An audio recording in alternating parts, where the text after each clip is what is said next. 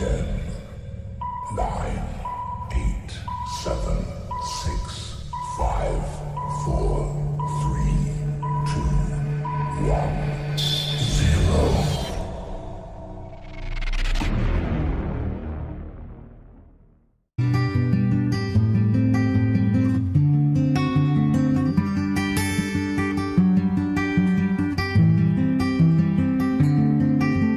Assalamualaikum warahmatullahi wabarakatuh. Om Swastiastu, Namo Buddhaya, salam kebajikan, Rahayu, Rahayu, Rahayu. Salam dan bahagia Bapak Ibu Guru Hebat Nusantara. Pada kesempatan kali ini, bersama saya Nurlailatul Fitriah, calon guru penggerak Angkatan Kelima Kabupaten Tuban, akan mempresentasikan tentang demonstrasi kontekstual modul 3.1 tentang pengambilan keputusan berbasis nilai-nilai kebajikan sebagai pemimpin.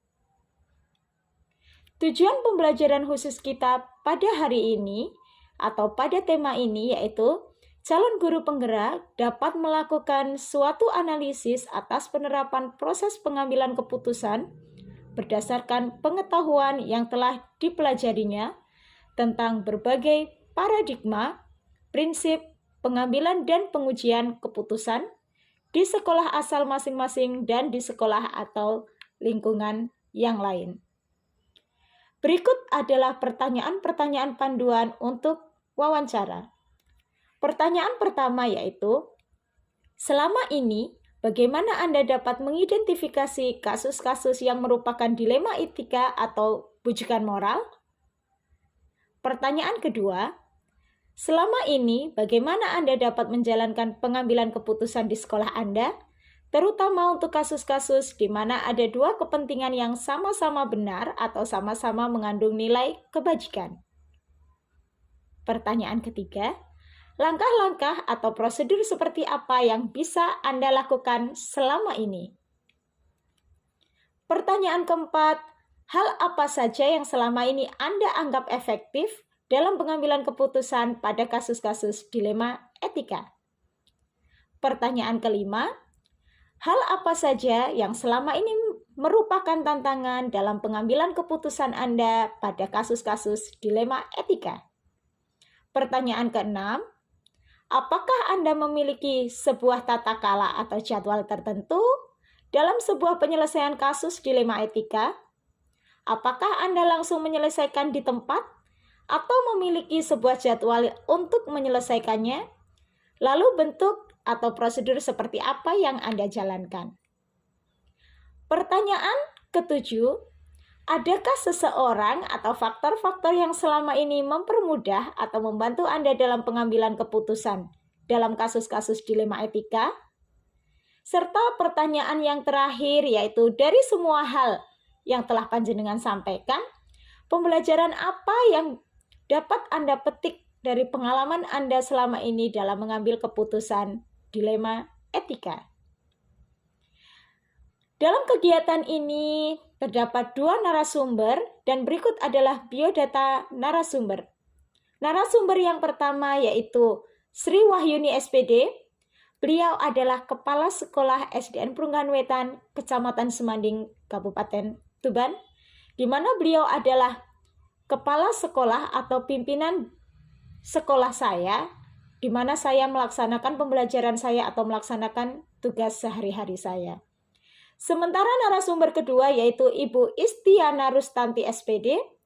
Beliau adalah Kepala Sekolah TK Tunas Baru Kecamatan Semanding, Kabupaten Tuban. Nah, berikut adalah video wawancara yang telah kami buat bersama dua narasumber tersebut.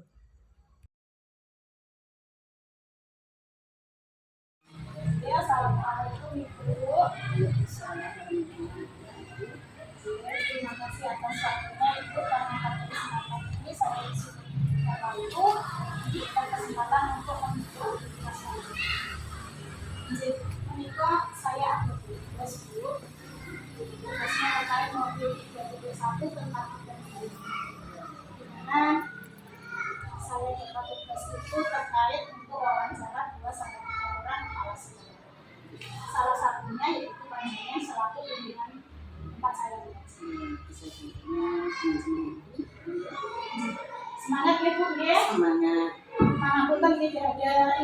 organisasi atau apa itu, ini cuma sejauh kemampuan saya untuk memberi informasi, memberi pengetahuan, apa namanya, paling menambah wawasan saya.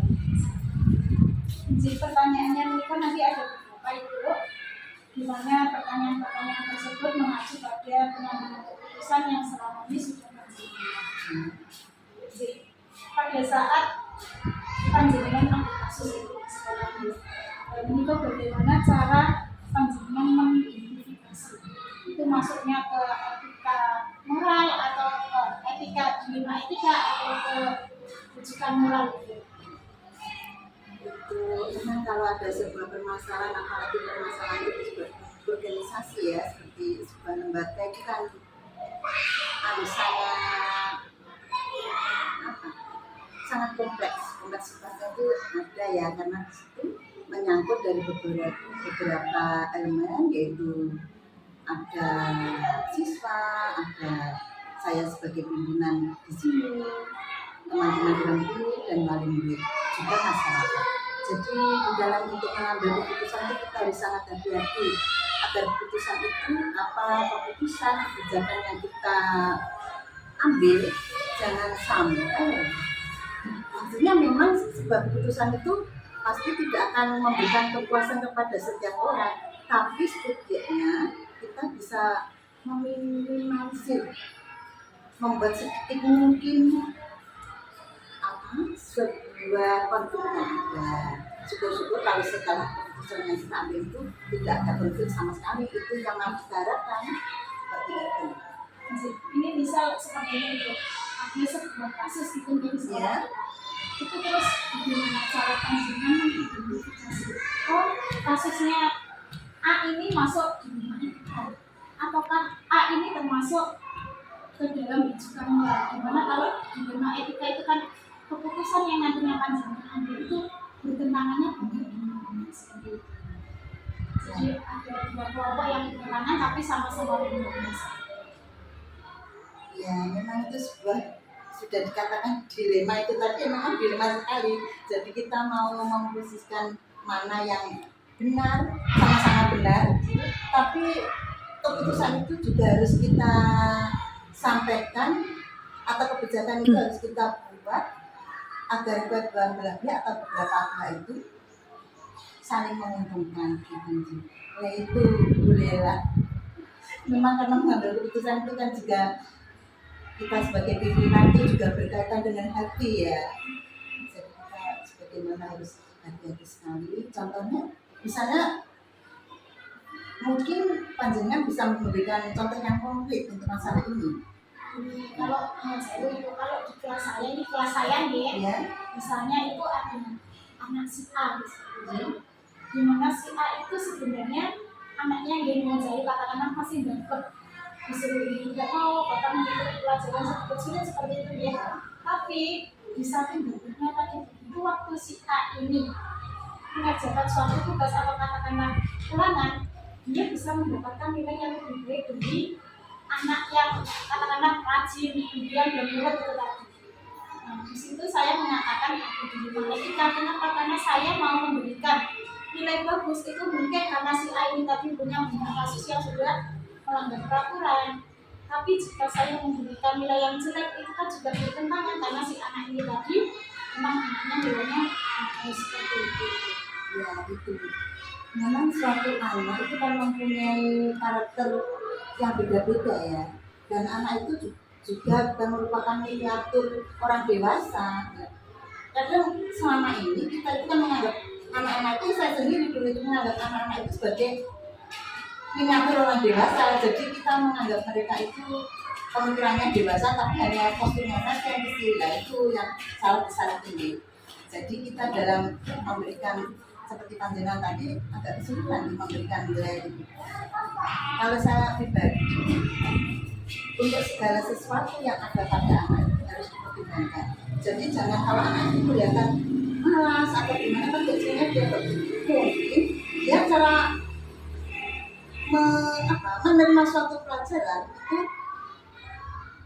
bisa dengan santai, bisa dengan cara seperti itu dia sudah menerima. Kadang ada anak yang begitu dia kelihatannya serius, tapi dia tidak menerima hanya lewat saja itu juga ada.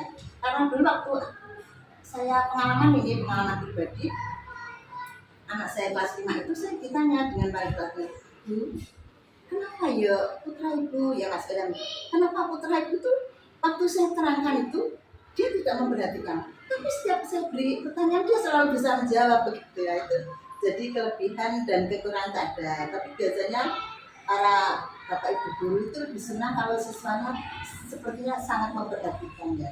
Kalau saya pribadi enggak, saya pribadi apa ya, anak itu yang penting enjoy anak itu ya. Jadi kita jangan memaksakan anak untuk serius, untuk tegang. Jadi pemikiran anak itu kalau sebisa mungkin jangan dibawa tegang, santai gitu ya.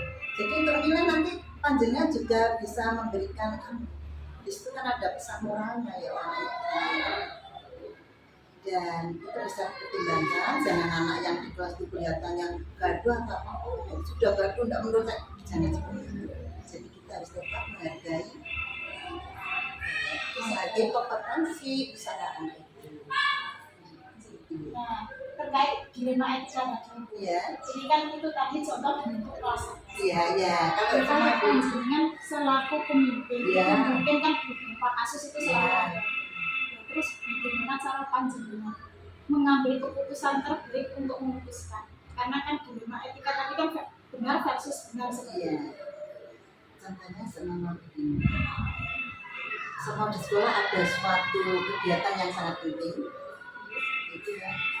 Terus juga ada seorang guru yang telah diberi tugas itu izin, kalau izinnya itu izin yang syar'i, izin yang sesuai memang tidak bisa ditinggalkan dan bisa kita solusikan, itu kami akan mengambil kebijakan bagaimana agar yang seorang ibu atau bapak guru yang sudah kita beri tugas tapi tidak bisa melaksanakan tugasnya itu bisa kita tukarkan tugasnya dengan temannya dengan syarat memang apa yang sedang ada problem, maksudnya misalnya keluarga sebenarnya seperti ini. iya. Kalau tugasnya itu sih tidak, maksudnya tugasnya tidak memang tidak harus beliau, tidak masalah ya. Soal kami itu kalau tugasnya itu memang harus beliau yang berangkat, itu terus pandangan panjenengan seperti apa?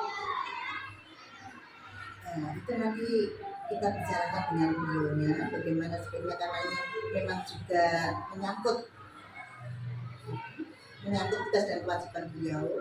Saya harapkan beliau lebih mengutamakan tugasnya dulu, nanti bisa sama makin cepat atau waktunya cepat monggo kalau mau untuk, maksudnya biasanya waktunya hampir bersamaan gitu ya lah. Itu yang waktu tugas itu maksudnya dibuat sesimpel mungkin, atau bisa seumpama memang sudah ada tinggal waktunya sekian, tapi setelah itu silakan.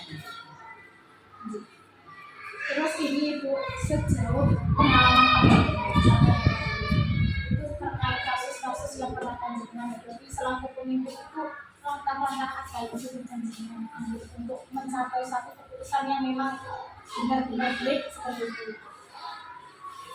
Misalnya permasalahan tentang apa? Boleh itu Permasalahan terkait sekolah.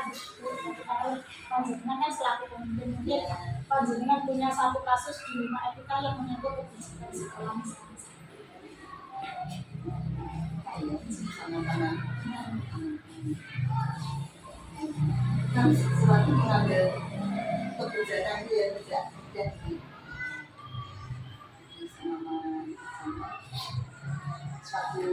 suatu kegiatan membutuhkan biaya. Kegiatan itu juga bagus. Juga untuk biaya memang seperti wali murid itu kenapa kita beda-beda ya. Ada yang mampu, ada yang kurang. Kami biasanya untuk acara seperti itu yang berkenaan dengan dana-dana atau apa yang tidak bisa diambil biaya bos, itu kita mengumpulkan para murid untuk mengambil keputusan bersama. Nah, di situ memang saya itu kadang kalau mengambil keputusan bersama itu kadang ada juga wali murid yang ya Bu minta yang begini harus itu nggak apa sekali waktu gitu. Dan kalau saya itu karena orangnya cenderung empati, jadi saya itu merasakan apa yang para wali murid rasakan, apa yang anak-anak rasakan, orang lain rasakan, itu saya itu cenderung seperti itu. Tapi sidang panjangnya sebutkan tadi contoh kasusnya berkaitan dengan visi dan bisa kita menerangkan wali murid. Tadi dari kasusnya wali murid itu kan ada punya maunya gitu. Dan dengan anak kecil kan maunya seperti itu. Nah, itu kan termasuk satu tantangan gitu. Terus bagaimana panjenengan menyikapi tantangan beliau ini? Biasanya untuk itu saya ambil tengah sama makanya memutuskan sekian, semua A memutuskan 3. Yang untuk kelompok B beberapa orang memutuskan 1. Jadi kekuatannya ini sekian, kekuatannya sekian, saya bisa untuk tidak memberatkan yang memberatkan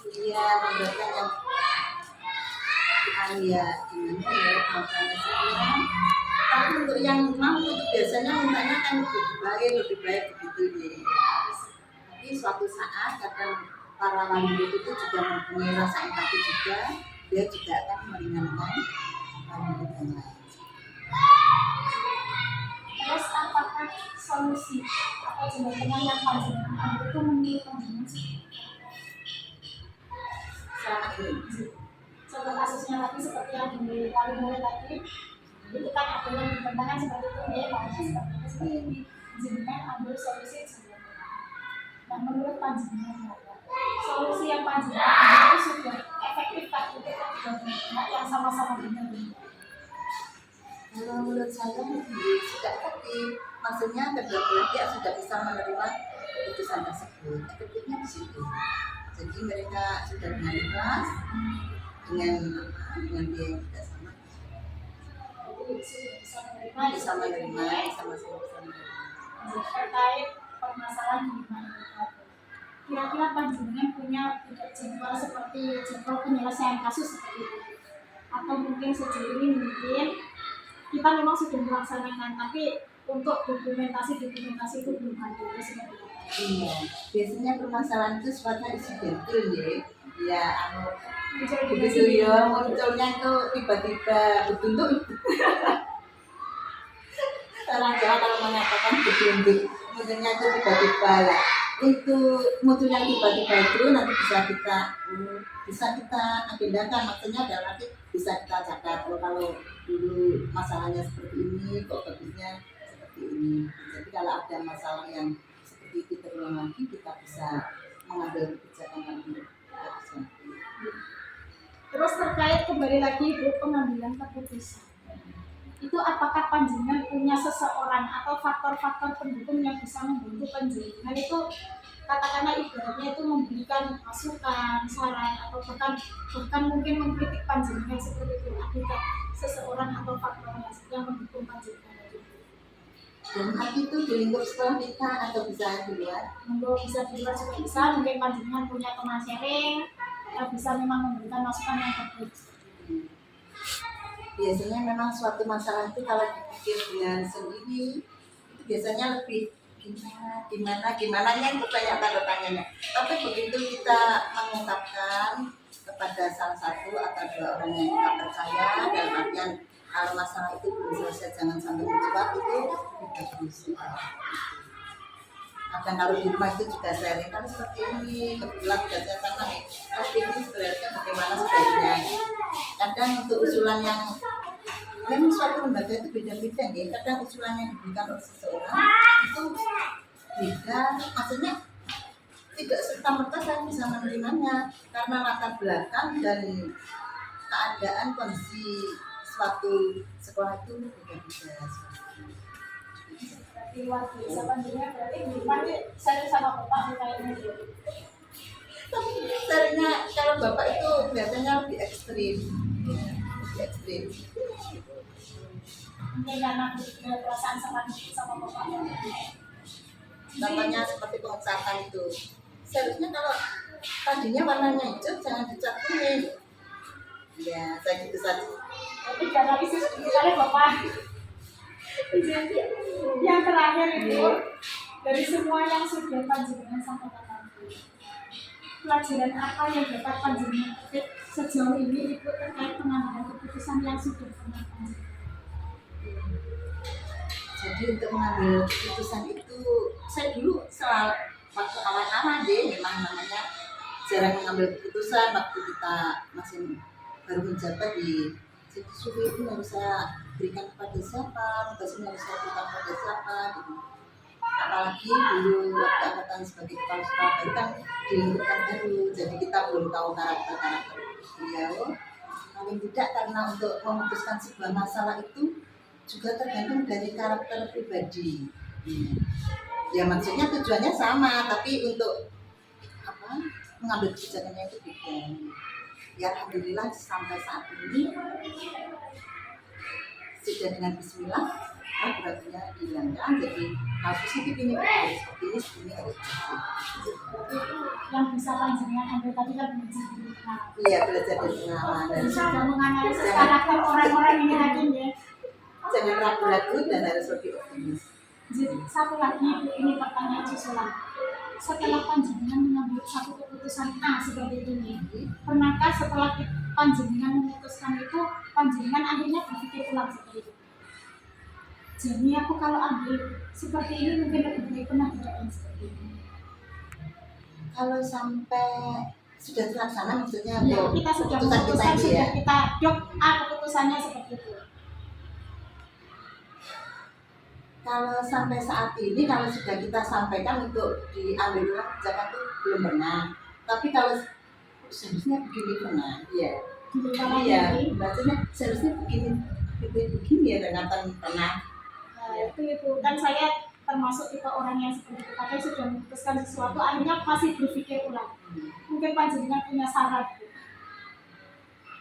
Saya apa? Karena tipe kita bersama. Saya itu juga kalau memang terus saya pernah membaca sebuah kata-kata bijak. Memang sesuatu itu bisa kita laksanakan dengan bijak setelah kita tahu hasilnya. Jadi untuk momen yang pertama mungkin kita berhasil, insya Allah untuk momen yang kedua berhasil. Jadi aminnya itu dari pengalaman yang sudah kita itu kita bisa lebih bijaksana. Panjenengan tadi kita putuskan, berarti ada refleksi evaluasi seperti itu. Iya, iya.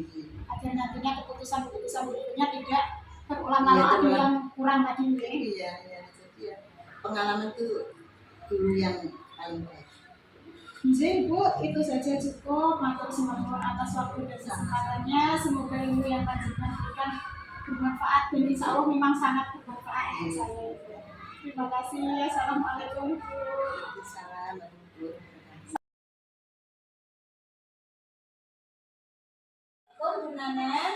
Salam. Alhamdulillah luar biasa. Terima kasih atas waktunya Bu Nana, karena pada kesempatan hari ini saya sudah diberikan kesempatan untuk berkunjung ke TK panjenengan ini untuk atau dalam rangka menyelesaikan tugas saya. Dan berikut saya kan ada tugas Bu Nana terkait program Guru Muda yang saya ikuti. Saya ada di modul 3.1, yaitu tentang pengambilan keputusan. Kenapa kok saya memilih panjenengan? Karena panjenengan itu kepala sekolah yang wajib ilmunya saya pelajari Bu Nana. Jadi pada kesempatan hari ini mohon izin waktunya dan terima kasih sebelumnya karena panjenengan berkenan ikut dalam kegiatan saya. Alhamdulillah. Menikah sampai saja Bu Nana, tidak usah ketemu panjenengan ya, semangat ya. Seperti ini Bu Nana. Dalam kasus keseharian panjenengan selaku kepala sekolah ini ya, karena terus terang saya memang ilmunya awam sekali terkait kepemimpinan itu seperti ini Bu Nana. Misal ada satu kasus di sekolah panjenengan gitu ya, itu bagaimana cara panjenengan mengidentifikasi apakah kasus A itu masuk di dalam etika ataukah masuk ke rujukan moral. Terima kasih Bu Laila. Saya jawab pertanyaan panjenengan. Selama ini yaitu saya dengan cara mengidentifikasi kasus-kasus yang berupa problematika atau rujukan moral dengan cara dapat dilihat dari kasusnya itu apa. Saya akan melibatkan studi kami atau kasusnya dalam pendidik kami, guru kami, atau masalah atau keuangan atau daya sumber daya serta lingkungan dari internal sekolah. Misalnya internal sekolah itu kita melibatkan wali murid, kita melibatkan komite dan juga yayasan untuk mengidentifikasi masalah yang kami hadapi setelah kami. Oke, luar biasa nih. Panjenengan sudah mampu mengidentifikasi apakah ini masuk kasus yang A atau yang B, apa ya? Nah, untuk itu Bu Nana tadi kan panjenengan sudah mengidentifikasi, sudah ada langkah-langkah pelibatan ya. Nah, terus bagaimana cara panjenengan menjalankan pengambilan keputusannya? Dalam proses pengambilan keputusan itu dapat dilihat dari beberapa aspek itu ya. Salah satunya yaitu aspek yang kita nilai adalah mengumpulkan data serta fakta-fakta yang akurat mengetahui siapa yang akan atau terlibat di dalam kasus tersebut. Ya, berarti untuk mengambil keputusan itu kita panjenengan ini melibatkan banyak pihak seperti itu ya. Nah, langkah-langkahnya atau prosedurnya seperti apa? Langkah-langkahnya yang kita lakukan di tingkat Mas baru ini yaitu satu, menentukan situasi atau permasalahannya, yang kedua memperjelas fakta-fakta yang ada di lingkungan, ketiga mengidentifikasi pihak-pihak yang terlibat seperti yang saya sampaikan tadi, memikirkan beberapa tindakan-tindakan yang saya lakukan selaku kepala sekolah, setelah itu mengevaluasi apa saja yang akan terjadi atau memilih opsi yang terbaik dan menjelaskan pilihan yang diambil, menentukan cara mengimplementasikan opsi tersebut, dan yang terakhir meminta pertimbangan atau konsultasi ke pihak-pihak tertentu. Berarti langkah-langkahnya sudah banyak sekali itu tadi ya. Iya. Nah, ini menurut panjenengan, apakah langkah-langkah yang sudah panjenengan ambil tadi dari mulai verifikasi sampai akhirnya terakhir tadi meminta saran dukungan itu tadi ya? Apakah menurut panjenengan cara-cara tersebut sudah efektif? Kalau dilihat efektif atau tidaknya itu ya yang melihat bukan saya pribadi ya, yang melihat adalah pihak-pihak luar. Kalau saya sebagai kepala sekolah, insya Allah dengan cara-cara yang saya ambil sudah sangat efektif, tapi nggak tahu kalau dilihat dari pihak luar penting. Saya rasa sudah efektif dengan cara itu, bukan biaya. Karena kembali lagi keputusan itu kan tidak bisa mengakomodir kesemuanya. Jadi selalu ada pihak yang memang mungkin merasa tidak adil atau seperti apa seperti itu. Jadi benar. Terus panjenengan sudah menentukan keputusan A misalnya, ini dari kasusnya panjenengan yang awal tadi, yang merupakan tantangan. Ini selalu ada ini benar tantangannya itu seperti apa? Tantangan dalam pengambilan keputusan yang saya alami itu pada kasus-kasus dilema etika di sekolah, yaitu adanya perbedaan pendapat ya dari berbagai pihak yang terlibat. Jelas itu ya, karena perbedaan pendapat itu antara pihak A dengan pihak B. Jadi biasanya banyak perbedaan, itu yang buat saya tantangan terberat saya. Makanya saya melibatkan dari internal dan eksternal sekolah karena banyak tantangan yang saya alami. Salah satunya itu perbedaan pendapat tersebut. Kalau ada perbedaan pendapat ini, bagaimana caranya panjenengan menyelesaikan itu?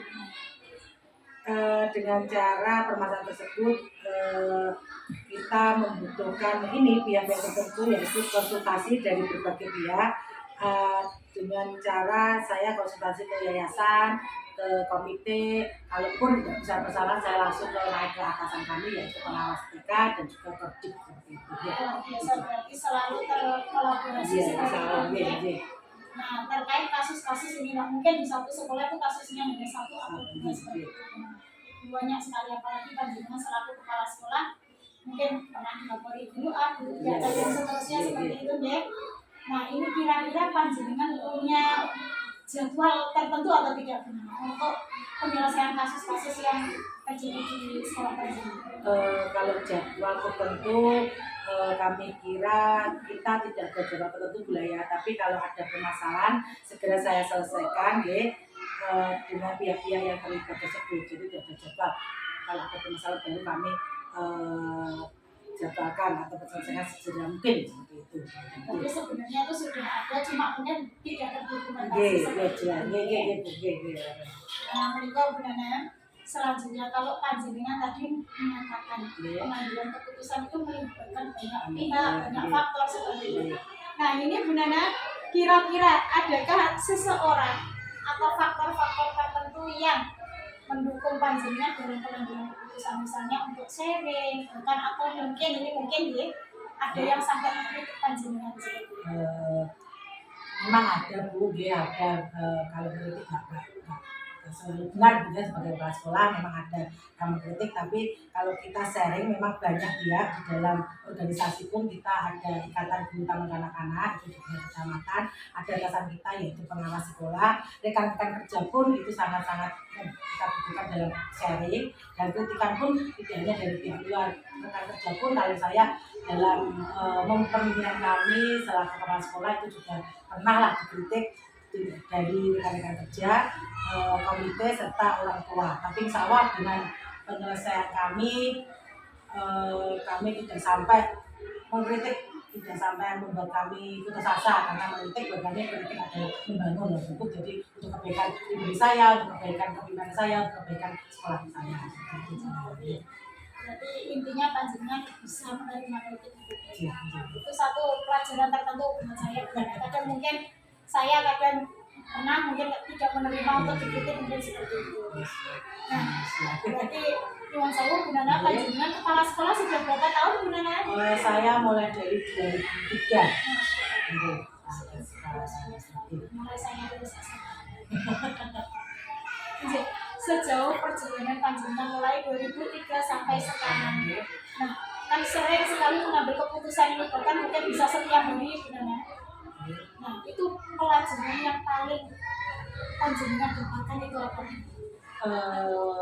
Pelajaran saya dapatkan sama di kepala sekolah ini pertama itu kekompakan, kesolidan tim, ya, tim dalam artian yaitu guru, ibu saya, yayasan kami, PKK desa, juga komite kami, dan juga yang terlibat salah satunya juga wali murid yaitu, dan juga atasan kami, pengamat dan juga kodim itu selalu bersatu padu untuk kemajuan taman kanak-kanak, kemajuan pendidikan di tingkat PAUD ini. Jadi saya dengan beliau yang terkait itu, biar itu sangat-sangat dekat. Kalau ada apapun saya selalu konsultasi atau mencurahkan ke beliau itu, ke tingkat dari rekan kerja kami, ke komite kami, ke yayasan, ke pengawas dan juga ke kodim itu.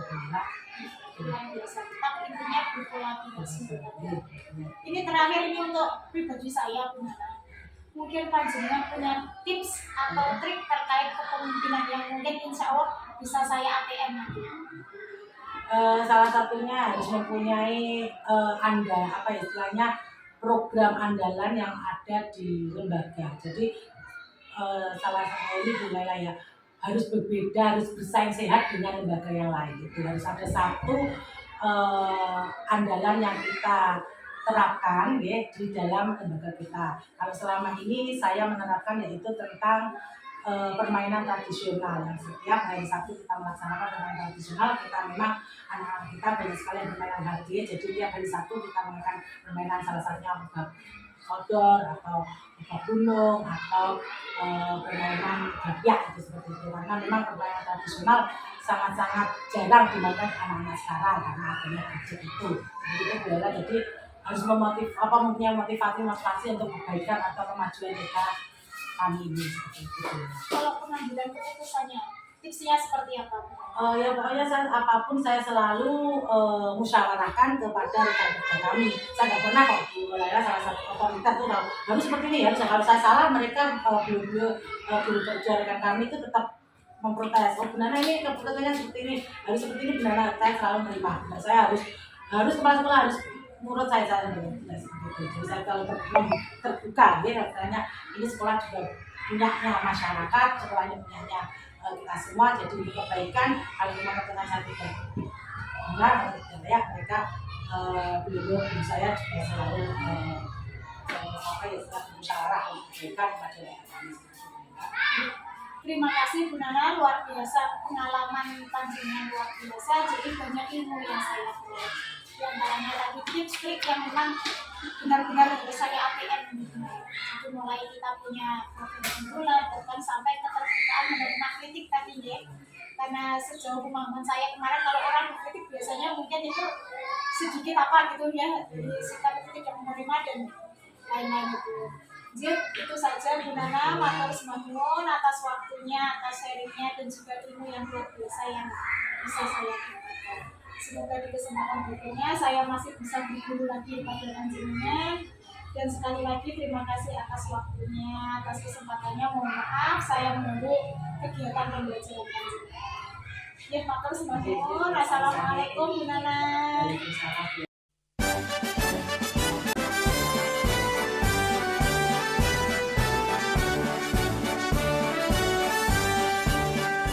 Bulatkan tekad, kuatkan hati, negeri ini memanggilmu kawan. Belajar bergerak berbagi untuk negeri, guru penggerak majukan pendidikan.